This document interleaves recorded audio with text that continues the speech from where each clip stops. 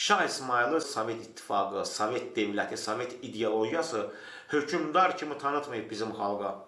Şah İsmayılı şair kimi tanıtır. Yəni, Sovet ideologiyası Şah İsmayılı hökümdar kimi yox, şair kimi.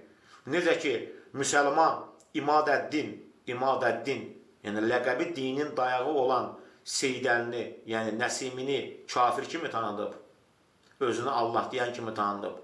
Vətən aşiqi Babəki sanki bolşevik kimi, bir Lenin aşiqi kimi tanıdıb. Kərbəlayı İsmayıl olub, Kərbəlayı İsmayıl Sovet ideologiyasına qarşı vuruşub, onu düşmən kimi tanıdıb. Qəmil onu düşmən kimi tanıdıb. Bax, Sovet ideologiyası. Yəni, bizim tarixi sərkərdələrimizi, tarixi şəxsiyyətlərimizin hamısını təhrif eləyib. Bu və ya digər yolla. Ya şəxsiyyətini təhrif eləyib, Babək kimi, Nəsimi kimi. Yəni, Şah İsmayıl da şair kimi. Xətayı. Şah İsmayılın, bizim cəmaat hələ də başa düşmür ki, Şah İsmayılın soyadı Xətayı deyil. Şah İsmayılın soyadı Səfəvidir.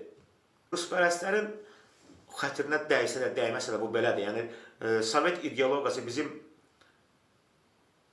dostlarımızı düşmən, düşmənlərimizi dost kimi göstərib bizə. Bu bir mənalı belədir də.